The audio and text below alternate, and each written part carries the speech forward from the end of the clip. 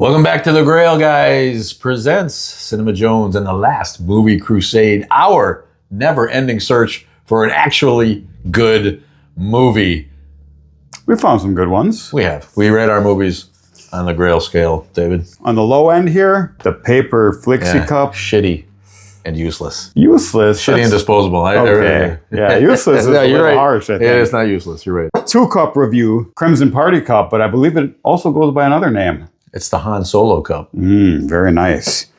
Next to that, right in the middle here, 3-cup review, Mom's Blue Dinner Glass. Handsome, serviceable, completely reliable. Just like all the moms out there. Next to that, 4 cups, we've got the ceramic beer stein. Yes, sturdy, decorative, extremely good looking. Exactly like the two of us. Aha. Who knew? The 5-cup review, seemingly unattainable. Maybe someone will get there someday, but not yet. This is the Crystal Chalice. Opulent, gorgeous, exceedingly, extravagantly beautiful. Oh. Perfect. So lovely. Someone will get there someday, maybe. But in the meantime, I'm Sir Robert of Redford. and I'm Sir David of the Davenport.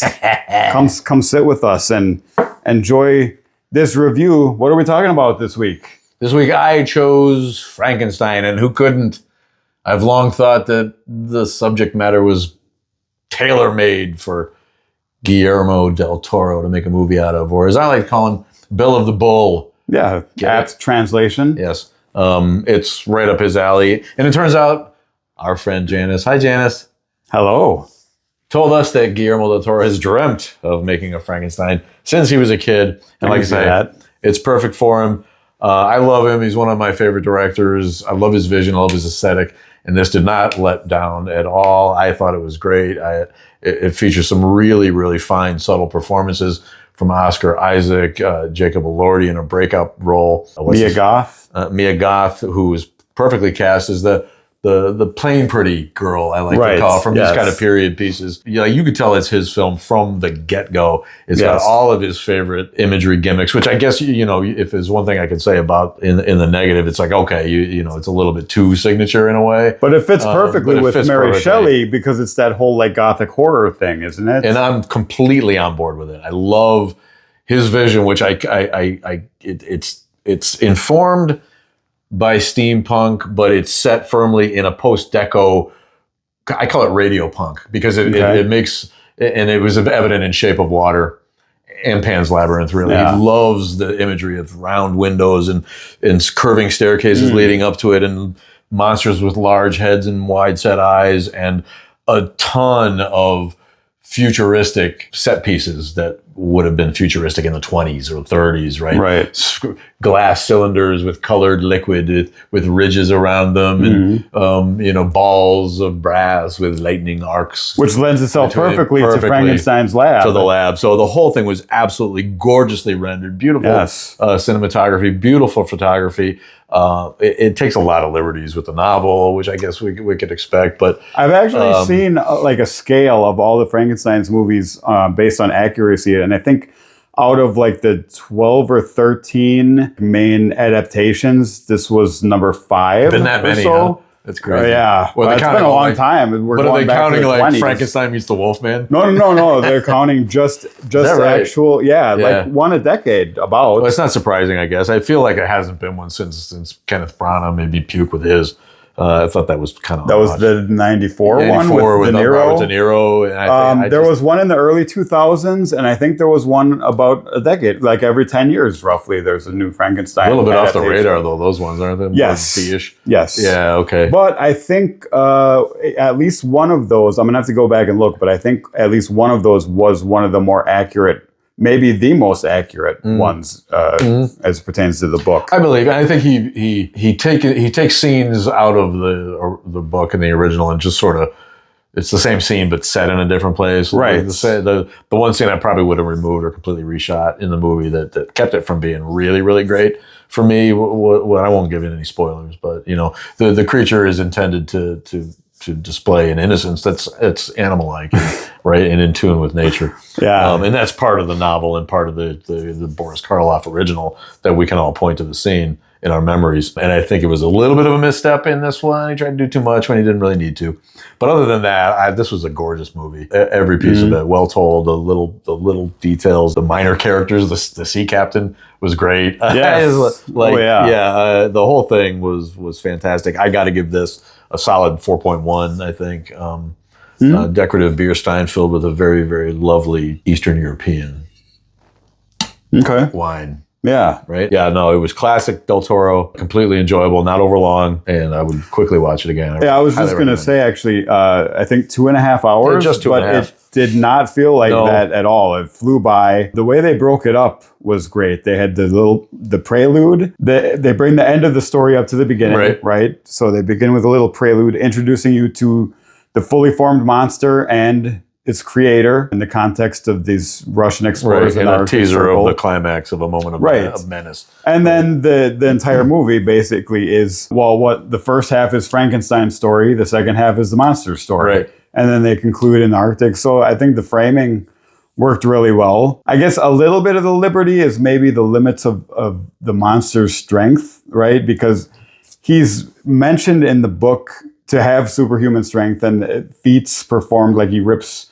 trees out of the ground by their roots and things like that. But like at the beginning of the movie, so I'm not really giving anything away, in the Arctic Circle, their ship is lodged in ice, and it's taken dozens of men trying to chip away at the ice to free their boat. This monster just pushes on the boat and breaks it free of the ice, turning the boat because he's trying to knock all the sailors off the other end of the boat. Right. I thought that was a bit excessive, maybe of show of strength. But before I get too far, anyway, you gave it a 4.1. I would give it probably an even 4. Pan's Labyrinth is his best, I think. That one would be more up around a 4.5. Yeah, I got to agree. This one a bit less. It didn't resonate quite as much. Like Pan's Labyrinth is a real gut punch. Well, there's reveals you're never going to get on a Frankenstein because we all know the story. I liked it better than probably any other Frankenstein adaptation I've ever seen. And I'll recommend for our audience, I'd recommend it for you, watch El Espinazo del Diablo, The Devil's Backbone, a Spanish language movie that he made early in his career in Spain, I'm sure. It's fantastic. It's more straight ahead horror. Young filmmaker exploring his craft, and it really it's to me it's as good, it's as well made of a movie as Pan's Labyrinth. It's really, really good. So check out that. He doesn't have a huge list of actual directorial. No, because he takes his time. He takes his time and makes good movies. He's written a lot. I didn't really realize, and I love the Hellboys. I think those are good. Yeah, he did the Hellboys, and it's got again that same aesthetic, right? From the like that sort of noirish post-deco steampunk elements, a lot of gears, a lot of but advanced enough in society to be not Victorian, really, right? It's more 20th century aesthetic, that post-deco that look to his sets. And that kind of reminds me, one thing I kind of a phrase I had in mind about the movie as I was watching it, especially watching Oscar Isaac, who I kind of hammed it up a bit, but the thing I kept thinking throughout the movie was Gothic Shakespeare, like horror Gothic Shakespeare. Oscar Isaac, like he really did a great job, but it the way he delivered the dialogue, I thought might have been a little bit over the top at times. And a little bit of Gene Hackman coming through. He's alive! Which is, they didn't do the he's alive, thing in this one. Well, it was kind of neat the way he surprised him in his bed, right? And freaked the shit out of him out, and he just kind of... But we won't give too much away. I do remember what I was thinking of, and much is made of his invincibility, his immortality, the regeneration. Yes, he's able to. He's like the Wolverine. You can't even kill him. He sinks completely in the Arctic and lives through that to come back. So I don't remember the novel leaning in it, but it raises themes of mortality that include the lament of a creature who can't die but wants to. Right, exactly. Wants to be able to experience the life arc of a human, and that we see that recently in the Fantastic Four, right? Galactus. Galactus' issue, right? He's like, God damn it, I can't die. Right. He has to lead another planet today. Yeah. So there's again, it's Frankenstein. So there's all of those themes of life and death and innocence and childhood. And who am I? How can I remember what didn't happen or something like that? Like how can I remember who I was when I just came into being, right? And I'm created from so many different people. What even am I? Who am I? Yeah, all those type of things. Why am I here? You know, his relationship with his creator. Yeah. All of that. The playing God part. It's it's delicious. It's on many levels. Go see it right away. I can't wait to watch it again. 4.1, 4 even. Really good. We have chosen wisely. Yes, we have.